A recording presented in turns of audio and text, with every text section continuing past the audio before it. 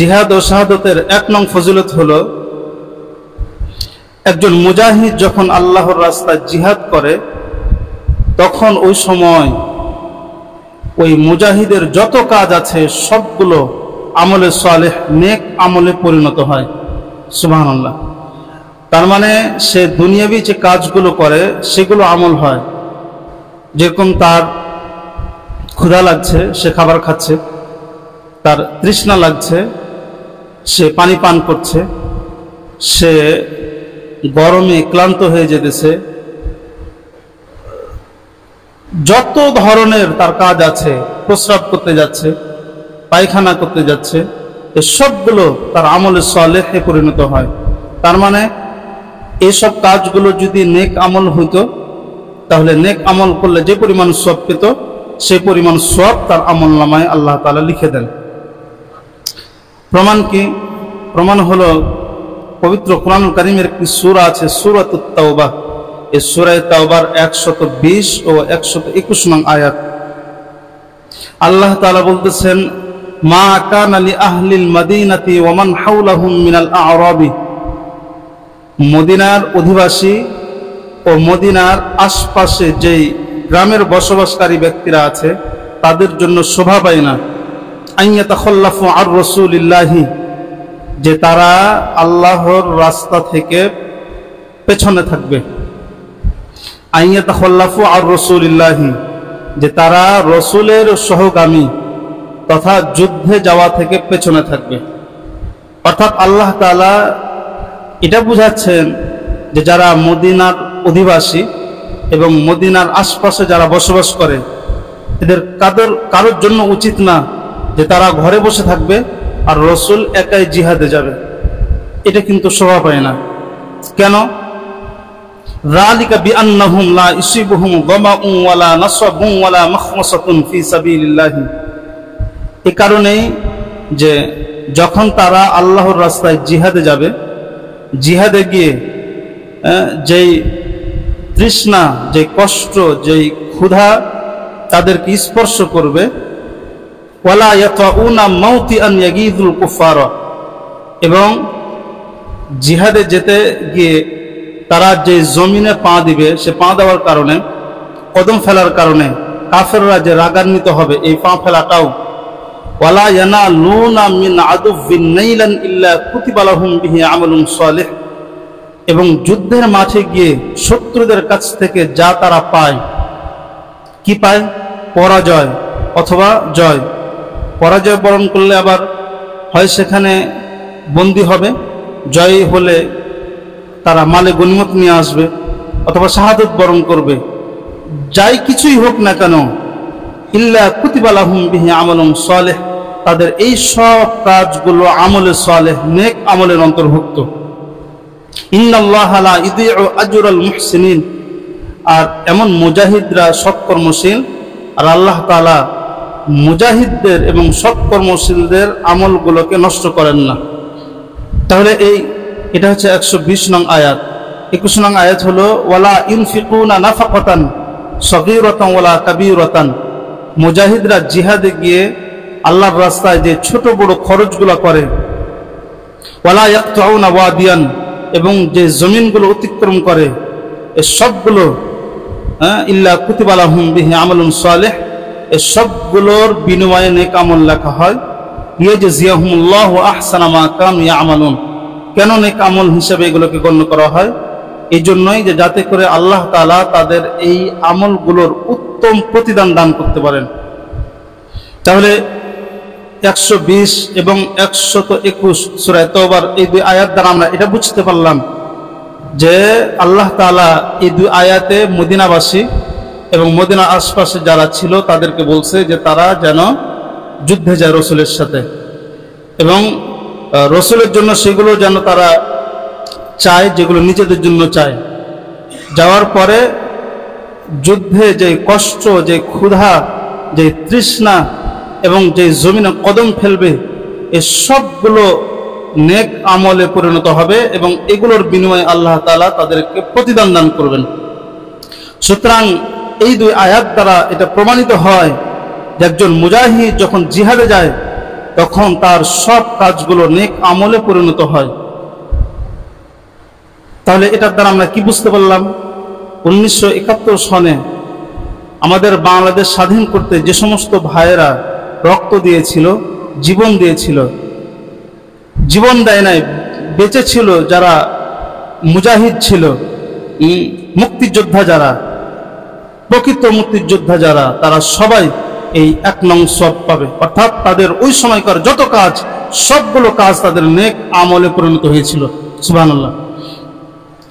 জিহাদে যাওয়া ও শাহাদতের 2 নং ফজিলত হলো, একজন ব্যক্তি যখন জিহাদে যায় বা শাহাদত বরণ করে, জিহাদে যখন যায় তখন ওই ব্যক্তি আল্লাহ তাআলার জিম্মায় ও হেফাজতে চলে যায়। ঘর থেকে বের হলো, তার মানে সে আল্লাহ তাআলার জিম্মায় চলে গেল। প্রমাণ কি? প্রমাণ হলো আবু দাউদ শরীফের 2494 নং হাদিস। হাদিসের বর্ণনাকারী সাহাবীর নাম হলো হযরত আবু উমামা আল বাহিনী রাদিয়াল্লাহু তাআলা আনহু। হযরত আবু উমামা আল বাহিনী রাদিয়াল্লাহু তাআলা আনহু বলেন, রাসূল আকরাম সাল্লাল্লাহু আলাইহি ওয়াসাল্লাম ইরশাদ করেন, সালাফাতুন কুল্লুহুম যামিনুন আলাল্লাহি তাআলা, 3 শ্রেণীর মানুষ আল্লাহ তাআলার জিম্মায় ও হেফাজতে থাকে। 1 নং, রাজুলুন খরাজা গাজিয়ান ফি সাবিলিল্লাহি ফাহুয়া যামিনুন আলাল্লাহি তাআলা, ওই ব্যক্তি, যে ব্যক্তি আল্লাহর রাস্তায় জিহাদ করতে নিজের ঘর থেকে বের হলো, এই ব্যক্তি আল্লাহ তাআলার জিম্মায় ও হেফাজতে থাকে। তো হেফাজতে কোন পর্যন্ত থাকে? হাত্তা ইয়াতাওয়াফাহুল্লাহু, যে মৃত্যু পর্যন্ত সে আল্লাহর জিম্মায় ও হেফাজতে থাকে। তো মৃত্যু হলে কি হবে? ফাইদুখিলাহুল জান্নাতা, আল্লাহ তাআলা এমন মুজাহিদকে জান্নাতে প্রবেশ করাবেন। অথবা আও ইয়ারুদ্দাহু বিমা নালা মিন আজরিন ওয়া গরিমাতিন, মৃত্যুবরণ করলো না, আল্লাহ তাআলা তাকে জিহাদের মাঠ থেকে বাড়িতে ফেরত নিয়ে আসবেন। তবে 2 পুরস্কার দিয়া, এক হলো তার সওয়াব সে পেয়ে যাবে, 2 নং হলো মালে গনিমত সে পেয়ে যাবে। তো 1 নং ব্যক্তি গেল যে আল্লাহর জিম্মায় ও হেফাজতে থাকে। 2 নং, ওয়া রাজুলুন রাহা ইলাল মসজিদি ফাহুয়া যামিনুন আলাল্লাহি তাআলা, ওই ব্যক্তি, যে ব্যক্তি নামাজ আদায়ের জন্য মসজিদে গেল, এমন নামাজি ব্যক্তি নামাজ শেষ করে বাড়িতে আসা পর্যন্ত সে আল্লাহ তাআলার জিম্মায় ও হেফাজতে থাকে। হাত্তা ইয়াতাওয়াফাহুল্লাহু, এমন সময়ের মধ্যে যদি সে মারা যায়, ফাইদুখিলাহুল জান্নাহ, তাহলে আল্লাহ তাআলা তাকে জান্নাতে প্রবেশ করাবেন। আও ইয়ারুদ্দাহু বিমা নালা মিন আজরিন ওয়া গনিমাতিন, নামাজে গিয়ে নামাজি ব্যক্তি মারা গেল না, বাড়িতে ফেরত আসলো, যদি এমন হয় তাহলে সে 2টি পুরস্কার নিয়ে আসবে। এক হলো নামাজের পূর্ণ সওয়াব নিয়ে আসবে এবং মালে গনিমত নিয়ে আসবে সে। তাহলে 2 নং, দ্বিতীয় শ্রেণীর মানুষ গেল যারা আল্লাহর জিম্মায় থাকে। 3 নং, ওয়া রাজুলুন দাখালা বাইতাহু বিসালামিন ফাহুয়া যামিনুন আল্লাহি আযজা ওয়া জাল্লা, ওই ব্যক্তি, যে ব্যক্তি যখন নিজের বাড়িতে প্রবেশ করলো সালাম দিয়ে, যখন কোনো ব্যক্তি তার নিজ বাড়িতে নিজ ঘরে সালাম দিয়ে প্রবেশ করবে, তখন সে আল্লাহ তাআলার জিম্মায় ও হেফাজতে থাকবে। এই বাড়িতে থাকা অবস্থায় এমন সালাম দিনওয়ালা ব্যক্তি যদি সেই দিন বা সেই রাত্রিতে মারা যায়, তাহলে আল্লাহ তাআলা তাকে জান্নাত দান করবেন। সুবহানাল্লাহ। এখানে কিন্তু খুব গুরুত্বপূর্ণ এই যে মাসলা 3 নং, যে নিজের বাড়িতে যখন আমরা প্রবেশ করব, সালাম দিয়ে যদি আমরা প্রবেশ করি, তাহলে যতক্ষণ আমরা বাড়িতে থাকবো ততক্ষণ আল্লাহর জিম্মায় থাকবো। আফসোসের বিষয় হলো, এটা সত্যি কথা, আমরা বাড়িতে অধিকাংশ মানুষ সালাম দিয়ে প্রবেশ করি না। প্রবেশ করি? আমরা করি না। বাড়িতে দরজা টকটকাই, ছেলের নাম বলি অথবা মা বলি, অথবা দরজাতে একটা লাথি মারি যদি দরজা খুলতে দেরি করে, তাই না? এরকমই তো হয় আমাদের। বাড়িতে ঢোকার সাথে সাথে চেহারা কালো থাকে, স্ত্রী কাছে আসতে ভয় পায়, বাচ্চা কাচ্চারা কাছে আসতে ভয় পায়। এমন যদি করেন তাহলে কিন্তু ফজিলত পাওয়া যাবে না।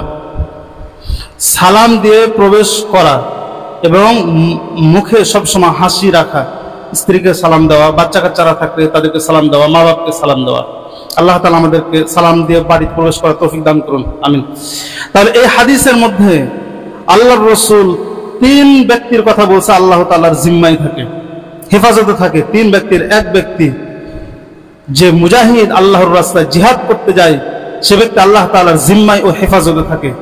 সুতরাং এই হাদিস দ্বারা প্রমাণিত হয় যে একজন মুজাহিদ যখন জিহাদে যাবে তখন সে আল্লাহ তাআলার জিম্মায় ও হেফাজতে থাকবে।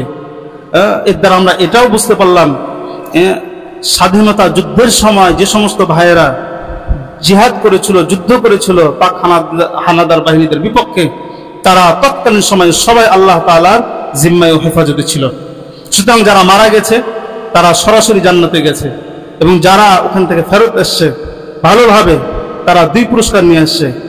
এক হলো মালে গনিমত, আর একটা হলো জিহাদের পূর্ণ সওয়াব। জিহাদের 3 নং ফজিলত হলো জিহাদ করলে আল্লাহ তাআলা জিহাদের মাধ্যমে মুজাহিদের সব গুনাহ মাফ করে দেন। সুবহানাল্লাহ। তাহলে 3 নং ফজিলত। 4 নং ফজিলত হলো মুজাহিদকে আল্লাহ তাআলা জান্নাত দান করবেন। 5 হলো আল্লাহ তাআলা মুজাহিদকে জান্নাতের মধ্যে এক উত্তম স্থানে প্রবেশ করাবেন। তাহলে 3, 4, 5 এই তিনটার পরিমাণ হলো কোরআনুল কারীমের একটি সূরা, সূরাতুস সফ। এই সূরাতুস সফের 10, 11, 12 নং আয়াত। সূরা সফের 10 নং আয়াতে আল্লাহ তাআলা বলতেছে, ইয়া আইয়ুহাল্লাযীনা আমানু হাল আদুল্লুকুম আলা তিজারাতিন, হে মুমিনগণ, আমি কি তোমাদেরকে এমন একটা ব্যবসার কথা বলবো না, তুনজিকুম মিন আযাবিন আলীম, যে ব্যবসাটি তোমাদেরকে যন্ত্রণাদায়ক শাস্তি থেকে নাজাত দান করবে, পরিত্রাণ দান করবে। ব্যবসাটি কি? তুমিনুনা বিল্লাহি ওয়া রাসূলিহি ওয়া তুজাহিদুনা ফি সাবিলিল্লাহি। তারপরের আয়াত আল্লাহ তাআলা বলতেছে যে তুমিনুনা, তোমরা ঈমান আনবে, বিল্লাহি ওয়া রাসূলিহি, আল্লাহ ও তার রাসূলের প্রতি, ওয়া তুজাহিদুনা ফি সাবিলিল্লাহি বিআমওয়ালিকুম ওয়া আনফুসিকুম, এবং তোমরা আল্লাহর রাস্তায় তোমাদের জান ও মাল দ্বারা জিহাদ করবে। তাহলে আল্লাহর রাসূলের প্রতি ঈমান আনা এবং তার রাস্তায় জান মাল দিয়ে জিহাদ করা, এটাই হচ্ছে সেই ব্যবসা। যালিকুম খায়রুল লাকুম ইন কুনতুম তা'লামুন। আল্লাহ তাআলা বলতেছেন যে এই ব্যবসাটি তোমাদের উভয় জগতে তোমাদের জন্য অনেক কল্যাণ বয়ে আনবে। ইন কুনতুম তা'লামুন, যদি তোমরা এটা জানতে। তোমরা যদি ঈমান আনো আল্লাহর প্রতি, আল্লাহর রাসূলের প্রতি, তোমাদের জান মাল দিয়ে যদি আল্লাহর রাস্তায় জিহাদ করো, তাহলে এই ব্যবসাটা ইহ জগতে কল্যাণ আনবে, পরজগতেও কল্যাণ আনবে। আচ্ছা, এরকম ব্যবসা যদি কেউ করে তাহলে কি কি পুরস্কার? আল্লাহ তাআলা তার পরের আয়াতে, অর্থাৎ 12 নং আয়াতে বলতেছে সূরা সফের, ইয়াগফির লাকুম যুনুবাকুম, তাহলে আল্লাহ তাআলা তোমাদের সব গুনাহ মাফ করে দিবেন। সুবহানাল্লাহ। ওয়া ইদখিলকুম জান্নাতিন তাজরি মিন তাহতিহাল আনহার, এবং তিনি তোমাদেরকে ওই জান্নাতে প্রবেশ করাবেন যে জান্নাতের তলদেশ দিয়ে নহর জারি থাকবে। ওয়া মাসাকিন তাইয়্যিবাতান ফি জান্নাতি আদনিন, এবং অনন্তকালের জান্নাতে, অনন্তকালের সুখের স্থানে উত্তম এক স্থান তোমাদেরকে বাসস্থান দান করবেন, বাসস্থানে প্রবেশ করাবেন। যালিকাল ফাওজুল আযীম, এটি বড় সফলতা। আল্লাহ তাআলা সূরা সফের 10, 11, 12 এই 3 আয়াতের মধ্যে জিহাদকে ব্যবসার কথা বলছে, এবং জিহাদ করলে 3 ফজিলতের কথা বলছে। 1 হলো গুনাহ মাফ করবেন, 2 হলো জান্নাত দান করবেন, 3 হলো জান্নাতের মধ্যে আলাদা একটা বাসস্থান দান করবেন, উত্তম বাসস্থান। তো 10, 11, 12 এই 3 আয়াত দ্বারা জিহাদের 3 ফজিলত প্রমাণিত হয়। সুতরাং এটার দ্বারা এটাও বুঝে আসে স্বাধীনতার সময় যে সমস্ত ভাইয়েরা যুদ্ধ করেছিল, আল্লাহ তাআলা যুদ্ধ করার কারণে তাদের সব গুনাহ মাফ করে দিয়েছেন। আমরা আশা করতে পারি অবশ্যই আল্লাহ তাআলা তাদেরকে জান্নাত দান করছেন এবং জান্নাতের মধ্যে উত্তম বাসস্থান দান করছেন। তাহলে জিহাদের 5 নং ফজিলত পেলাম। জিহাদের 6 নং ফজিলত হলো যারা আল্লাহর রাস্তায় জিহাদ করে মারা যায়, শরীয়তের পরিভাষায় তাদেরকে শহীদ বলে। এই শহীদরা কবরে কখনো মরে না, এরা জীবিত থাকে। একজন মানুষ যখন মারা যায় তখন কবরে তার 3টা প্রশ্ন করা হয়। 3 প্রশ্নের উত্তর যদি সে পেরে যায় তাহলে একটা গায়েবী আওয়াজ আসে যে সে বান্দা সত্য বলেছে, তার দুনিয়াবি কাফনের কাপড়টা খুলে ফেলা হোক, জান্নাতের কাপড় পরিধান করানো হোক, জান্নাতের সাথে তার কবরের কানেকশন করা হোক।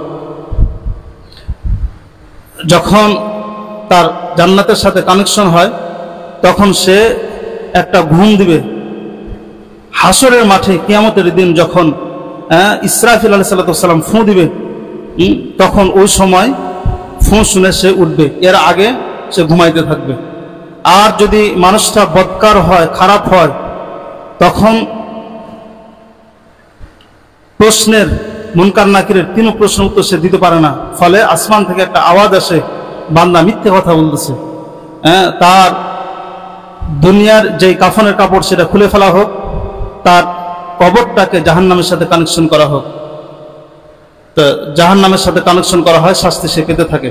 তার মানে একজন মানুষ মারা যাওয়ার পরে কবরে সরাসরি জান্নাতে প্রবেশ করবে না, আবার সরাসরি জাহান্নামে প্রবেশ করবে না, কানেকশন থাকবে এবং ঘুমাবে। এরা জীবিত থাকবে না, ঘুম একটা তো মৃত্যুর মতোই, এরা ঘুমিয়ে থাকবে। কিন্তু যারা আল্লাহর রাস্তায় জিহাদ করবে, এরা কবরে জীবিত থাকবে, এরা ঘুমাবে না, এরা জীবিত থাকবে। জীবিত থেকে কি করবে তার অন্য একটা আয়াতে আছে। এটা প্রমাণ কি যে একজন মুজাহিদ জিহাদ করতে গিয়ে শহীদ হলে সে কবরে জীবিত থাকবে? তার প্রমাণ হলো সূরাতুল বাকারার 154 নং আয়াত। আল্লাহ তাআলা বলতেছে, ওয়ালা তাকুলু লিমান ইয়ুকতালু ফি সাবিলিল্লাহি আমওয়াত, তোমরা মৃত বলো না ওই সব ব্যক্তিদের যারা আল্লাহর রাস্তায় নিহত হয়, শহীদ হয়, শাহাদাত বরণ করে, এদেরকে তোমরা নিহত বলো না। কেন? আমওয়াত, মৃত বলো না, বাল আহইয়াউন, এরা বরং জীবিত, ওয়ালাকিন লা তাশউরুন, কিন্তু তোমরা টের পাও না, অনুভব করতে পারো না। তো এর দ্বারা স্পষ্টভাবে প্রমাণিত হয় যারা শহীদ হয়, আল্লাহর রাস্তায় জিহাদ করতে গিয়ে নিহত হয়, এরা কবরে মৃত থাকে না, জীবিত থাকে। সুতরাং এর দ্বারা এটাও প্রমাণিত হয় স্বাধীনতার সময় যে সমস্ত মুজাহিদ ভাইয়েরা নিহত হয়েছিল তারা ইনশাআল্লাহ কবরে তারা জীবিত। তাহলে জিহাদের 6 নং ফজিলত পেলাম। জিহাদ ও শাহাদাতের 7 নং ফজিলত হলো যারা জিহাদ করতে গিয়ে মারা যায় কবরে জীবিত থাকবে, পাশাপাশি এদেরকে কবরে খাবার দেওয়া হয়, আহার দেওয়া হয়। তার মানে এমনি সাধারণ মানুষরা মারা গেলে তো জান্নাতের সাথে কানেকশন হয়, ঘুমাবে, এরা খাবার খেতে পারে না, জীবিতও থাকে না। কিন্তু যারা শহীদ হবে এরা খাবার খাবে। প্রমাণ কি? প্রমাণ হলো কুরআন কারীমের সূরা আলে ইমরানের 169 নং আয়াত। আল্লাহ তাআলা বলতেছেন, ওয়ালা তাহসাবান্নাল্লাযীনা কুতিলু ফি সাবিলিল্লাহি আমওয়াতা ওয়ালা তাহসাবান্নাল্লাযীনা কুতিলু, তোমরা কখনোই ধারণা করিও না ওই সব ব্যক্তিদের যারা আল্লাহর রাস্তায় শহীদ হলো, শাহাদাত বরণ করলো, এদেরকে কখনোই তোমরা মৃত ধারণা করো না। মৃত তো বলবাই না, মৃত ধারণা করবা না। বাল আহইয়াউন ইনদা রাব্বিহিম, বরং তারা তাদের রবের নিকটে জীবিত। ইরযাকুন, এদেরকে খাবার দেওয়া হয়। এখন প্রশ্ন হলো কি খাবার দেওয়া হয়, কিভাবে খাবার দেওয়া হয়? এটি আয়াতে নেই, হাদিসে আছে। এই আয়াতের ব্যাখ্যায় একটা হাদিস আছে, আবু দাউদ শরীফের 2520 নং হাদিস। এই হাদিসের বর্ণনাকারী সাহাবীর নাম হলো হযরত আব্দুল্লাহ ইবনে আব্বাস রাদিয়াল্লাহু তাআলা আনহু। হযরত আব্দুল্লাহ ইবনে আব্বাস বলেন, রাসূল আকরাম সাল্লাল্লাহু আলাইহি ওয়াসাল্লাম ইরশাদ করেন, লাম্মা উসিবা ইখওয়ানুকুম বিউহুদিন, যখন তোমাদের ভাইরা উহুদ প্রান্তরে শাহাদাত বরণ করলেন। আমরা সবাই জানি কম বেশি যে ইসলামের ইতিহাসে যে সব যুদ্ধগুলো হয়েছিল তার দ্বিতীয় যুদ্ধের নাম হলো উহুদ যুদ্ধ। এই উহুদ যুদ্ধে অন্তত 70 জন মুসলমান সাহাবী শাহাদাত বরণ করেছিলেন। এর মধ্যে রাসূলের চাচা হযরত হামজা রাদিয়াল্লাহু তাআলা আনহু ছিলেন, মুসআব ইবনে উমাইর রাদিয়াল্লাহু তাআলা আনহু, এরকম বড় বড় সাহাবীরাও ছিলেন।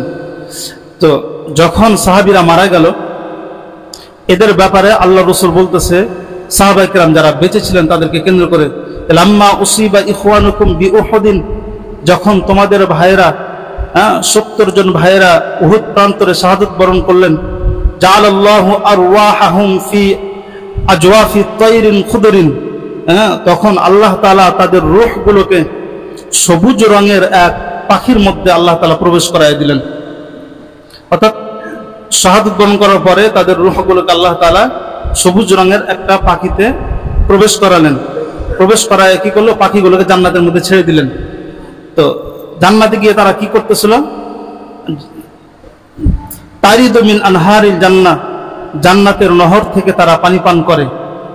ওয়া তাকুলু মিন সিমারিহা, এবং তারা তাদের জান্নাতের ফল ফলাদি থেকে ফল ফলাদি গ্রহণ করে। ওয়া তা'বি ইলা কানাদিলা মিন যাহাবিন মুআল্লাকাতিন ফি জিল্লিল আরশি, এবং এরা খাবার শেষে যখন ক্লান্ত হয় তখন আল্লাহ তাআলার আরশের নিচে, আরশের ছায়াতে ঝুলে থাকা স্বর্ণের রুমালে তারা আশ্রয় গ্রহণ করে। সুবহানাল্লাহ। আল্লাহ রাসূল বলতেছে যে তোমাদের ভাইয়েরা যারা মারা গেল তারা এখন কি করতেছে জানো, এরা আল্লাহ তাআলা এদের রূহগুলোকে নিছেন, নিয়ে সবুজ রঙের পাখির মধ্যে প্রবেশ করিয়েছেন, করে জান্নাতে ছেড়ে দিয়েছেন। পাখিগুলো জান্নাতে বিচরণ করতেছে, আর কি করতেছে, জান্নাতের যে নহর আছে সেই নহর থেকে তারা পানি পান করে। যে ফল ফলাদির গাছগুলো আছে এই গাছগুলো থেকে তারা ফল ফলাদি খায়। যখন তারা ক্লান্ত হয় তখন তো একটা আরামের স্থান দরকার আছে। আল্লাহ তাআলা করছে কি, আল্লাহ তাআলা তার আরশের নিচে স্বর্ণের রুমাল গুলা দিয়া কিছু ঘর বানাইছে এই পাখিগুলোর আশ্রয়ের জন্য। সহজ ভাষায় বুঝি, গ্রামগঞ্জের তাল গাছে দেখবেন বাবুই পাখিরা কিন্তু বাসা তৈরি করে, ঠিক আল্লাহ তাআলা আরশের নিচে এরকম কিছু বাসা নির্মাণ করে রেখেছে। তো এই তোমাদের ভাইয়েরা ওই সবুজ রঙের পাখির মাধ্যমে সেই বাসাগুলোতে আশ্রয় গ্রহণ করে। তো ফালাম্মা ওয়াজাদু তিবা মাকালিহিম ওয়া মাশরিবিহিম ওয়া মাশরাবিহিম ওয়া মাকিনিহিম, যখন উহুদের শহীদেরা জান্নাতে গিয়ে তাদের খাবার স্থান ভালো পেল, তাদের পানিগুলো ভালো পেল, তাদের আরামের স্থানগুলো ভালো পেল, ক্বালু, তখন তারা পরস্পর বলা শুরু করলো, মান ইউবাল্লিগু ইখওয়ানানা আন্না আন্না আহইয়াউন ফিল জান্নাহ নুরযাকু। তারা একে অপরকে বলা শুরু করলো যে আমরা তো আমাদের ভাই যারা দুনিয়াতে এখনো শাহাদাত বরণ করে নাই, এদেরকে আমাদের পক্ষ থেকে কি খবর দিবে যে আমরা জান্নাতের মধ্যে তো মরি নাই, জীবিত আছি, আমরা তো খাবারও খাচ্ছি। যখন এই উহুদের শহীদেরা পরস্পর এগুলো বলা শুরু করলো, ফাকাল আল্লাহু তাবারাকা ওয়া তাআলা, তখন আল্লাহ তাআলা বলে, আনা উবাল্লিগুহুম আনকুম, আমি স্বয়ং আল্লাহ তাআলা তোমাদের এই খবরগুলো তোমাদের ভাই পর্যন্ত পৌঁছে দেব। সুবহানাল্লাহ। এরপর আল্লাহ তাআলা ওয়ালা তাহসাব আনজালাল্লাহু তাআলা ওয়ালা তাহসাবান্নাল্লাযীনা কুতিলু ফি সাবিলিল্লাহি আমওয়াতা, এরপর আল্লাহ তাআলা সূরা আলে ইমরানের 169 নং আয়াত নাযিল করেন, যে আয়াতের অর্থ হলো যেটা আমি বললাম, ওয়ালা তাহসাবান্নাল্লাযীনা কুতিলু ফি সাবিলিল্লাহি আমওয়াতা, তোমরা কখনোই তাদেরকে যারা আল্লাহর রাস্তায় শাহাদাত বরণ করেছেন এদেরকে কখনো তোমরা মৃত বলো না, মৃত ধারণা করিও না, বরং তারা জীবিত, তারা খাবার খায়। তাহলে এই আয়াত দ্বারা আমরা কি পেলাম? আমরা এটা পেলাম যে জিহাদের 7 নং ফজিলত হলো, কোনো মুজাহিদ জিহাদ করতে গিয়ে যদি মারা যায় তাহলে সে কবরে জীবিত থাকে এবং তাকে খাবার দেওয়া হয়। এটার দ্বারা আমরা এটাও বুঝতে পারলাম 1971 সনে আমাদের ভাইয়েরা যারা যুদ্ধে গিয়ে দেশ স্বাধীন করেছিল, যারা মারা গিয়েছিল, তারা কবরে জীবিত, আল্লাহ তাআলা এদেরকে খাবার দিচ্ছেন, তারা খাবার খাচ্ছে সবুজ রঙের পাখিতে ঢুকে। সুবহানাল্লাহ। জিহাদের 8 নং ফজিলত হলো, জিহাদের 8 নং ফজিলত হলো, আল্লাহ তাআলা একজন মুজাহিদের জন্য জান্নাতের মধ্যে 100টা ঘর প্রস্তুত করে রেখেছেন। কতটা? 100টা। 100টা ঘর প্রস্তুত করে রেখেছেন। ঘরগুলো কেমন? আল্লাহ রাসূল বলছে যে 2 ঘরের মাঝে এমন ডিফারেন্স, আসমান এবং জমিনের ডিফারেন্স যেমন, 2টা ঘরের ডিফারেন্স তেমন। সুবহানাল্লাহ। প্রমাণ কি? প্রমাণ হলো বুখারী শরীফের 2790 নং হাদিস, 2790 নং হাদিস। এই হাদিসের বর্ণনাকারী সাহাবীর নাম হলো হযরত আবু হুরায়রা রাদিয়াল্লাহু তাআলা আনহু। হযরত আবু হুরায়রা রাদিয়াল্লাহু তাআলা আনহু বলেন, রাসূল আকরাম সাল্লাল্লাহু আলাইহি ওয়াসাল্লাম ইরশাদ করেন, ইন্না ফিল জান্নাতি মিআতা দারাজাতিন, নিঃসন্দেহে জান্নাতের মধ্যে 100টা ঘর আছে। আ'আদাল্লাহু তাআলা আ'আদাহাল্লাহু তাআলা লিল মুজাহিদিনা ফি সাবিলিল্লাহ, যে ঘরগুলিকে আল্লাহ তাআলা আল্লাহর রাস্তায় যারা জিহাদ করে এদের জন্য প্রস্তুত করে রেখেছেন। মা বাইনা কুল্লি দারাজাতাইনি কামা বাইনা সামাই ওয়াল আরদি, প্রত্যেক দুই ঘরের মাঝে এরকম ডিফারেন্স আছে যেমন আসমান এবং জমিনের ডিফারেন্স তেমন। তাহলে এই হাদিস দ্বারা, আর তারপর আল্লাহ রাসূল আরেকটু কথা বলছে, ফাইদা সাআলতুমুল্লাহা ফাসআলুহুল ফিরদাউসা, তোমরা যখন আল্লাহর কাছে জান্নাত চাইবে তখন তোমরা জান্নাতুল ফিরদাউস চাইও। কেন? ফাইন্নাহু আওসাতুল জান্নাহ ওয়া আ'লাল জান্নাহ, কেননা যে জান্নাতুল ফিরদাউস এটি হচ্ছে সর্বোৎকৃষ্ট জান্নাত, ওয়া আ'লাল জান্নাহ এবং সর্বোচ্চ জান্নাত। উরাহু ফাওকাহু আরশুর রহমান, আমার ধারণা যে এই জান্নাতুল ফিরদাউসের উপরে আল্লাহ তাআলার আরশ রয়েছে।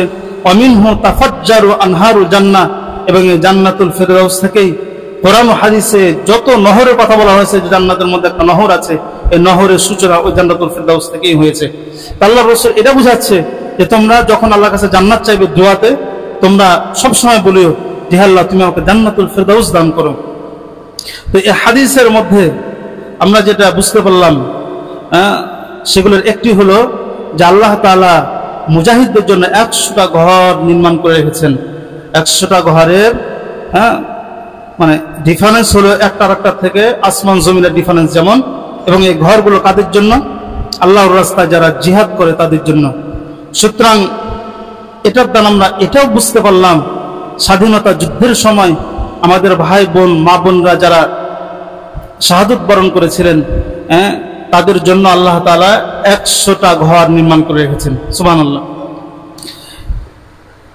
জিহাদের 9 নং ফজিলত হলো একজন মুজাহিদ শাহাদত বরণ করার পরে যখন আল্লাহ তাআলা তাকে জান্নাত দান করবেন, কিয়ামতের দিন জান্নাতে গিয়েও ওই মুজাহিদ দুনিয়াতে আসার আবার ইচ্ছা পোষণ করবে। আল্লাহ তাআলাকে বলবে, হে আল্লাহ আমাকে আবার দুনিয়াতে পাঠাও, আমি যাই যে আবার শহীদ হই। মৃত্যু কুল্লু নাফসিন যায়িকাতুল মাউত, আমরা সবাই জানি যে মৃত্যুর স্বাদ সবাইকে আস্বাদন করতে হবে, মৃত্যুর যন্ত্রণা সবাইকে আস্বাদন করতে হবে। মৃত্যু যন্ত্রণা কঠিন যন্ত্রণা। তো মানুষ মৃত্যুবরণ করার পরে যেই মৃত্যুবরণ করুক না কেন, বিশেষ করে জান্নাতি যারা, এরা কোনোদিন চাইবে না যে আমি আবার দুনিয়াতে আসি।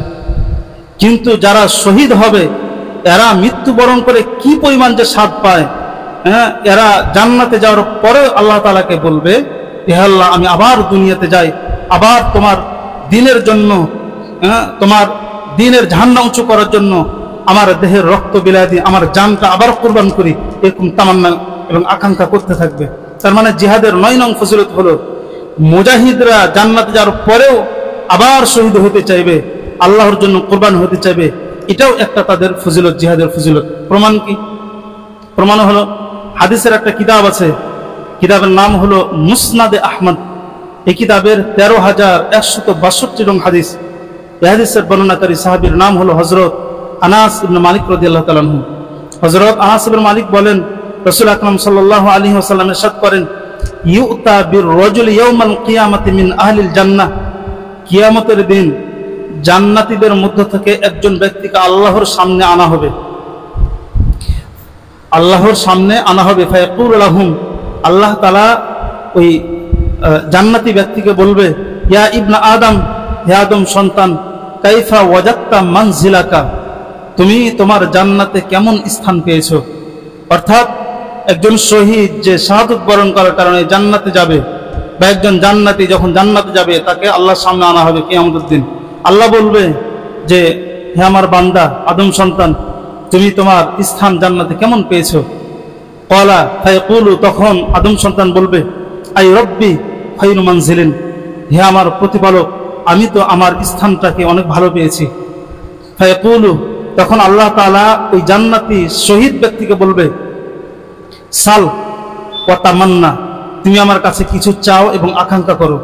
ফায়াকুলু, তখন সে উত্তরে বলবে, ইয়া রব্বি, হে আমার প্রতিপালক, মা আসআলুকা ওয়া আতামান্না, মা আসআলুকা ওয়ালা আতামান্না, আমি তোমার কাছ থেকে কোনো জিনিস চাই না এবং কোনো জিনিসের আমার আকাঙ্ক্ষা নেই, কারণ তুমি তো আমাকে জান্নাত দান করছো, জান্নাতের মধ্যেই তো সবকিছু আছে, আমি আবার কি চাই? হ্যাঁ, তো ইল্লা আন তারুদ্দানি ইলা দুনিয়া, তবে আমার একটা চাওয়া আছে, সেটা হলো আমাকে আবার তুমি দুনিয়াতে প্রেরণ করো। কেন? ফাউকতালা ফি সাবিলিকা আশরা মিরানিন, হ্যাঁ, দুনিয়াতে গিয়ে যাতে করে আমি তোমার রাস্তায় একবার না, দুইবার না, অন্তত 10 বার যেন শাহাদাত বরণ করি। সুবহানাল্লাহ। কেন একজন মুজাহিদ শহীদ এ তামান্না করবে? লিমা ইয়ারা মিন ফাদলিশ শাহাদা, কেননা যে সে জান্নাতের মধ্যে দেখবে যে জান্নাতীদেরকে কি পরিমাণ আপ্যায়ন এবং সম্মান করা হইতেছে, এটা দেখে সে আল্লাহ তাআলাকে কোনো কথা বলবে। ওয়ায়ুতা বির রাজুল মিন আহলিন নার, এবং একজন জাহান্নামীকে আল্লাহ তাআলার সামনে নিয়ে আসা হবে।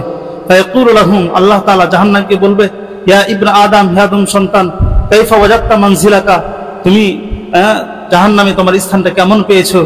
ফায়াকুলু, তখন সে বলবে, আই রব্বি শাররু মানজিলিন, হে আমার প্রতিপালক, আমি তো আমার স্থানটিকে অনেক খারাপ স্থান পেয়েছি। ফায়াকুলু লাহুম, দ্বিতীয়বার আল্লাহ তাআলা তাকে জিজ্ঞেস করবে, আতাফতাদি মিনহু বিতুলাইল আরদি যাহাবান, তুমি কি ওই খারাপ স্থান থেকে জমিন পরিমাণ স্বর্ণ দিয়ে আমার কাছ থেকে মুক্তি পেতে চাও? ফায়াকুলু, তখন সে বলবে, ইয়া রব্বি নাআম, হে আমার প্রতিপালক, আমি তাই চাই। অর্থাৎ আমার কাছে যদি পৃথিবীর 7তম জমিন পরিমাণ স্বর্ণ থাকে, তাও দিয়ে হলেও আজকে আমি জাহান্নাম থেকে মুক্তি চাইতাম। ফায়াকুলু, তখন আল্লাহ তাআলা বলবে, কাযাবতা, তুই মিথ্যে কথা বলছিস, কারণ ক্বাদ সাআলতুকা আকাল্লা মিন যালিকা ওয়া আইসারা, আমি তোর কাছ থেকে 7তম জমিন পরিমাণ দুনিয়াতে চাই নাই, সামান্য কিছু দান খয়রাত আমি মাঝে মাঝে চাইতাম, আমার ঘর মসজিদের জন্য চাইতাম, আমার কিছু দরিদ্র অসহায় বান্দারা তোর কাছে হাত পাতত, মাদ্রাসার জন্য হাত পাতত, সামান্য কিছু চেয়েছিলাম, আমি ওয়াদা করছিলাম, আমার রাসূল বলছিল যে দান খয়রাত করলে জান্নাত দান করব, সেখানে তো তুই দিস নাই, এখন তুই এগুলো বলতেছিস মিথ্যা কথা। এটা ফায়ুরাদ্দু ইলান নার, এরপরে জাহান্নামীকে আবার জাহান্নামে দেওয়া হবে। এই হাদিসের মধ্যে আল্লাহ রাসূল অনেক কিছু আমাদেরকে জানিয়েছেন। তার একটা জিনিস আমরা জানতে পেরেছি যে একজন মুজাহিদ যে জিহাদ করে শহীদ হবে, বা একজন জান্নাতি যখন জান্নাতে যাবে, জান্নাতে যাওয়ার পরেও সে দুনিয়াতে আবার আসতে চাইবে এবং সে আল্লাহর রাস্তায় জিহাদ করে আবার শাহাদাত বরণ করতে চাইবেন। কারণ কি? কারণ শহীদদের অনেক মর্যাদা সে দেখবে জান্নাতের মধ্যে। সুতরাং এই হাদিস দ্বারা প্রমাণিত হয় যে জান্নাতের একটি শাহাদাতের বা জিহাদের একটা ফজিলত হলো মুজাহিদ ব্যক্তিরা জান্নাতে যাওয়ার পরে দুনিয়াতে আসতে চাইবে, কারণ শাহাদাতের মৃত্যু অনেক স্বাদের মৃত্যু। এটার দ্বারা আমরা এটাও বুঝতে পারলাম স্বাধীনতা যুদ্ধের সময় আমাদের ভাই যারা মৃত্যুবরণ করেছেন, তারা কিয়ামতের দিন আল্লাহ তাআলাকে বলবে, হে আল্লাহ, আবার দুনিয়াতে পাঠাও, আবার ওই বাংলাদেশের মতো মুসলিম এক কান্ট্রি তৈরি করার জন্য, জন্ম দেওয়ার জন্য আবার জিহাদ করি, আবার শহীদ হই, এগুলো তারা বলবে। সুতরাং এর দ্বারা প্রভাবিত হয় যারা স্বাধীনতা যুদ্ধের সময় যুদ্ধ করেছেন তারা অনেক ফজিলত পেয়েছেন।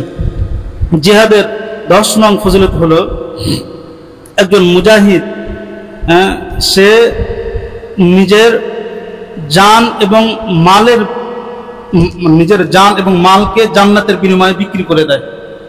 অর্থাৎ একজন মুজাহিদ সে আল্লাহর সাথে ক্রয় বিক্রয় চুক্তি করে, আল্লাহ জান্নাত বিক্রি করে, আর একজন মুজাহিদ জিহাদ করে জান মালের বিনিময়ে সে জান্নাতটাকে ক্রয় করে। প্রমাণ কি? প্রমাণ হলো সূরাতুত তাওবার 111 নং আয়াত।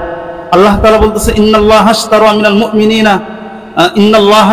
মিনাল মুমিনিনা আনফুসাহুম ওয়া আমওয়ালাহুম বিআন্না লাহুমুল জান্নাহ, নিশ্চয়ই আল্লাহ তাআলা মুমিন বান্দাদের থেকে তাদের জান মালের বিনিময়ে জান্নাতের বিনিময়ে তাদের জান ও মালকে ক্রয় করেছেন। অর্থাৎ আল্লাহ তাআলা মুমিন বান্দাদের জান ও মালকে জান্নাতের বিনিময়ে ক্রয় করেছেন। ইকাতিলুনা ফি সাবিলিল্লাহি ফায়াকতুলুনা ওয়া ইকতালুন, এরা আল্লাহর রাস্তায় যুদ্ধ করে, এরা হয় কাউকে মেরে ফেলে অথবা তারা নিজেরা মরে যায়। এটাই হচ্ছে ক্রয় বিক্রয় চুক্তি, যে মরবে অথবা মারবে। যদি মরে তাও তারা তাদের জান মালকে জান্নাতের বিনিময়ে বিক্রি করলো, যদি বেঁচে যায় তাও তারা তাদের জান মালকে জান্নাতের বিনিময়ে বিক্রি করলো। এটা কি? ওয়াদান আলাইহি হাক্কান ফিত তাওরাত ওয়াল ইনজিল ওয়াল কুরআন। আল্লাহ তাআলা বলতেছেন, এটা আমার চরম সত্যি ওয়াদা। এই ওয়াদাটা তাওরাত শরীফেও আছে, ইনজিল শরীফেও আছে, পবিত্র কোরআন শরীফেও আছে। তার মানে কোনো মুজাহিদ জিহাদ করলেই সে যেন জান্নাত আমার কাছ থেকে ক্রয় করে নিল। ওমান আওফা বিআহদিহি মিনাল্লাহি ফাস্তাবশিরু বিবাইইকুম আল্লাযী বায়াতুম বিহি, এবং আল্লাহর চাইতে আর কে বেশি ওয়াদা পূরণকারী আছে? সুতরাং তোমরা আল্লাহর সাথে যে ওয়াদাটা হয়েছে জানমালের বিনিময়ে জান্নাত, তার উপর তোমরা খুশি থাকো। তো আল্লাহ তাআলা এই আয়াতের মধ্যে বলছে যে মুজাহিদ জিহাদ করলো তো যেন সে আমার সাথে ক্রয় বিক্রয় চুক্তি করলো, আমার কাছ থেকে সে জান্নাতটা ক্রয় করে নিল তার জান এবং মালের বিনিময়ে।